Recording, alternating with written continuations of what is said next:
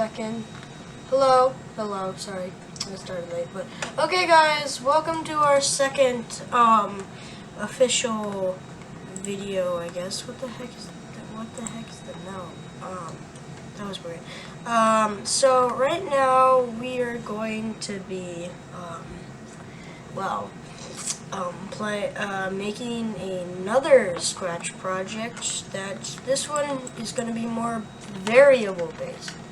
Still going to use a cat because cat is basically the basics. So I'm just going to name the cat. But the last video you guys should have gotten more used to movement. So real quick, I'm going to make a movement, the movement function.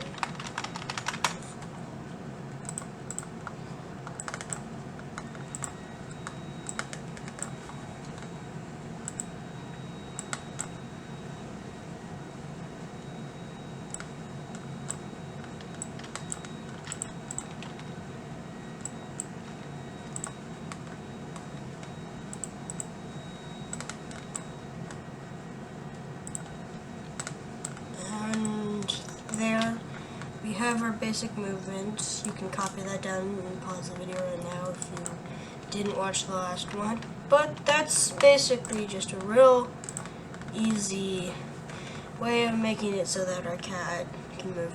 I'm not going to do the arrow keys right now because that takes a bit longer and I'm not really planning on making a full out really complicated game. So right now, today's video isn't going to be about basic functions and movement. Today is going to be about variables. So let's make a new variable and it's going to be called, actually, real quick, before we do that, let me talk about what it's going to be, because last video I messed up on a bunch of things, like a bunch of things. Last video, I messed up on a lot of things, and I want to get those things right this time. So, what I'm gonna just talk about is we're gonna make a new sprite. I'm gonna call it Apple, and it's going to be an apple, of course. But the reason why we're making this is so that we can have a basic, I don't know, sprite. Don't worry about my bad drawing. I actually tried for the drawing that's going to be the thumbnail of this, but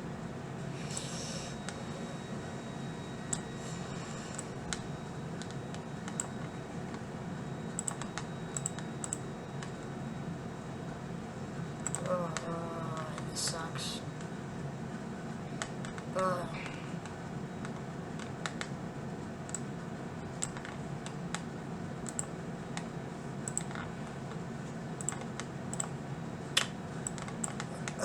Don't mind my bad drawing.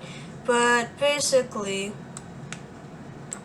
the reason why we want this to exist is quite simply, we're going to make a game. I actually made an old video on this very specific game, but it is known as Hungry Cat. And your goal of this game is for the cat, I'm going to make the cat a bit smaller. How about 50? The apple smaller. How about 10? So your goal of the game is to have this cat. We're going to make it start up here. And what you're going to want to do is for the cat to collect an apple. The apple goes somewhere else. And then you collect the apple again. And each time it gives you a point. So what we're going to do real quick is make a variable. Going to be for all sprites. I made a mistake in the last video that made it so that I didn't make a function for all sprite, but you want it to be for all sprites. This is very specific, and if you do it for the sprite only, you're going to have to make two of the same thing. So for all sprites, and we're just going to call it points. From there, you'll have you could take a set something out. Let's choose our points and let's put it at the start. So now you can see there's 0 points at the top. But we want to make it so that we can gain points in some way. So, easiest way, in my opinion, of doing this is, first of all, we need to make it so that when the cat touches the apple, it gets something. So, we need to use our basic if sensors, as you know. But we're going to have to make a new function, because the follow function is just making it so that it's in a loop forever. And that's not really that, well, we need it, like, we need something more. So we can add on to the follow function, which is what we're going to do, by simply doing this, and then putting this in a forever block in our actual thing. It's much smoother that way, and I like it better that way for now. So we're going to have our if block into here, of course, and we're going to need a sensing block. So go into your sensing and find the touching and put it here, and we're going to put sprite 1, which is the name of the, I'll change the name of the apple to apple, but I'm going to go back to cat, and if touching apple, then, and I think we need to do something pretty easy. So how about we do this? We go to variables and we change what it'll say my variable by 1, but when you click on it, go down to your points or whatever you named it, and it'll change by 1. So whenever we touch the apple now, it's changing by 1, as you see, but it's going too fast because we're constantly touching the apple. This is where it gets kind of, well, not as fun, per se, or should I say, because, well, the apple is just standing there. So what we're going to do with this is we're going to make the apple, go somewhere else whenever we touch it. So first of all, actually, let's make a spawn for the cat.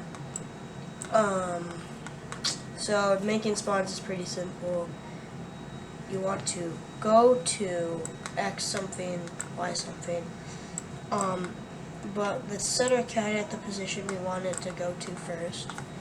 And we'll go to that now. And then we can set our apple somewhere if we want to, but I don't think it really matters. So, control or events. When flag clicked, motion, go to a random position, of course, because, well, that's kind of how it should be. And then we're going to have to do a forever and an if inside of it. Because now, if you don't know that, if we just have an if here, it'll try to censor it right away. But if it's not there, then it'll just like not do anything. I will show you real quick. But if then we want a touching cat motion, go to random position. So if touching cat, go to random position, it still won't do it. It won't do anything because it's not inside a forever block. So we do this, and we slowly gain points.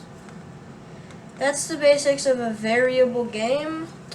Now, we didn't really do that much into variables, but I can show you some more complicated things. So this is a bit easier, but we're gonna make a clock real quick.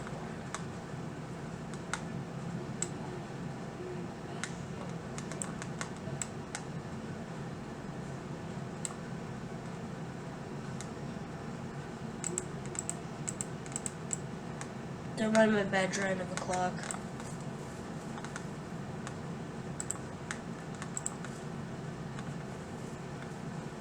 Don't worry, this is going to be hidden anyways from view. So that sucked, but what we're going to do is we're going to run away events, when flag clicked. We're going to go to looks and we're going to click hide. This means we can't see it. But the reason why we're doing this is so that we can have a forever block over here. Then we can do something like this. So we're going to make a new variable. I'm going to call it time. Okay. And then we're going to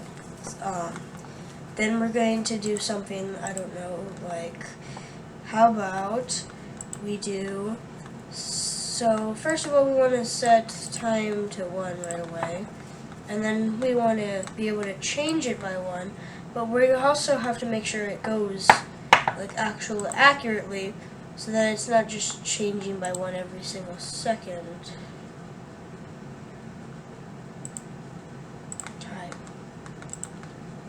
See, that's not how time works. So what we're going to do is we're going to go to control, and right here there's a white block. We're going to put it right before time, and bop. We have time now. Now this is easy variables. It'll get more complicated when you want more complicated things. Like, for instance, if you have an iCloud saved game in Scratch. But I'm probably not gonna be doing that for a long time, because I want my Scratch tutorials to be easy for the most part, and also because I'm not that good at this. I have to admit that. So I have a challenge for you guys before I make my next video, which will be tomorrow. Can you try to figure out how to make it so that we combine both this game and the game we made yesterday, so that you have a score system while also avoiding your spider? That's the challenge of the day.